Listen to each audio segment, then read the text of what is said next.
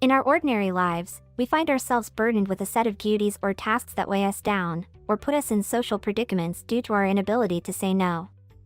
Many of us suffer in silence because they cannot confront the situation and end up accepting anything or doing things beyond their capacity or against their desires. The word no poses an obstacle for many, because the majority of us want to please everyone or appear as socially capable, helpful, and ideal in the eyes of others, even though pleasing others is an unattainable goal. The book How to Say No trains us on how to say no in various situations and helps us overcome the inhibitions that prevent us from saying no, such as fear, harm, embarrassment, guilt, or any justification that turns a person into a submissive and exploitable individual, prone to doubt and rationalization.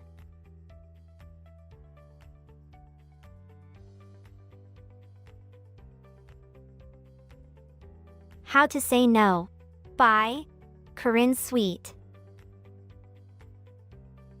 In our friendships, we have become accustomed to the idea that saying no prevents the continuity of communication between friends, and that saying yes is an attempt to overcome possible differences, accept the other person, and try to accommodate him.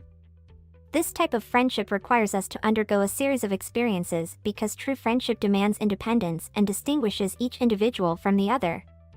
Any attempt to contain and assimilate is a violation of the rights of others. In friendships, we must differentiate between a true friend and a friend who is only concerned with his own interests. Between a friend with whom you have a balanced relationship and a friend who only accepts giving. This kind of distinction is important in establishing balanced, respectful, and non-exploitative relationships. The defining elements of true friendship are cooperation, depth, continuity, and respect for privacy. Saying no in various personal situations may expose you to many problems, but in the end, it helps you reduce opportunistic individuals around you and keep a small number of true friends who go beyond personal gain. Saying no is a protection of privacy and search and selection of the most beautiful connections. Bit to remember, saying no reduces the chances of encountering opportunistic friends. Social beings like humans are destined to live within small human groups called families and their extensions. This makes living independently from the family hard. When we talk about this hardness, we mean the numerous demands that arise from this diversity and difference that the ordinary person lives within. Does a person have the authority to say no to those who are close to him? And what if he says no in a complex and confusing social context? By nature, people are compelled by their inherent nature to love their families, children, and spouses.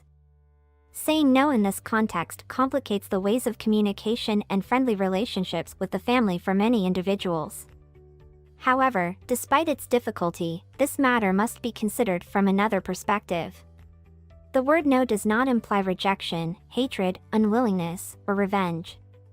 It is fundamentally a firm stance towards deviant situations that may arise from any individual within the family and have social and economic consequences for everyone.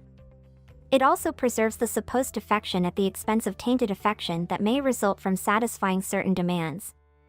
The word no is not a real threat to the concept of family but rather a guarantee that things do not deviate from their course due to the exploitation of presumed love and affection in social relationships.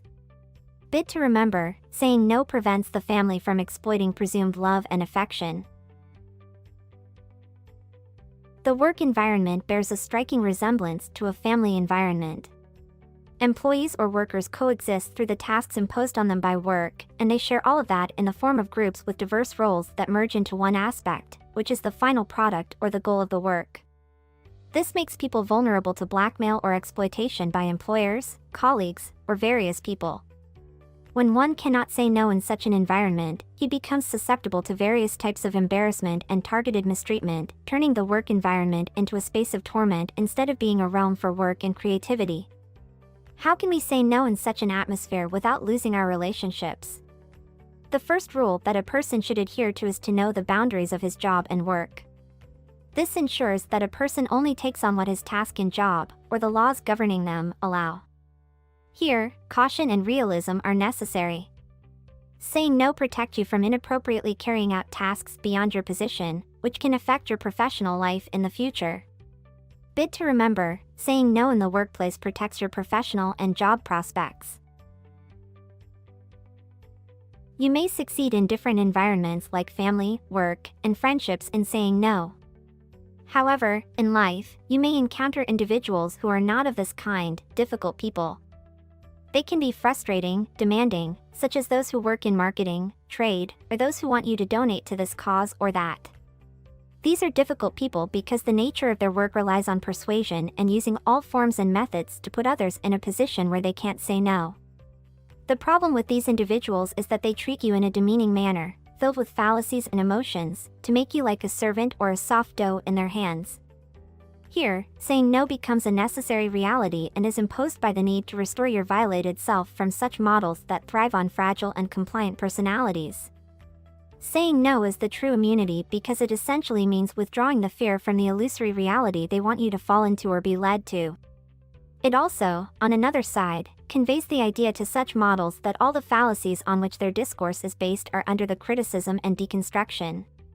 Bit to remember, saying no to difficult people is rebuilding self-confidence.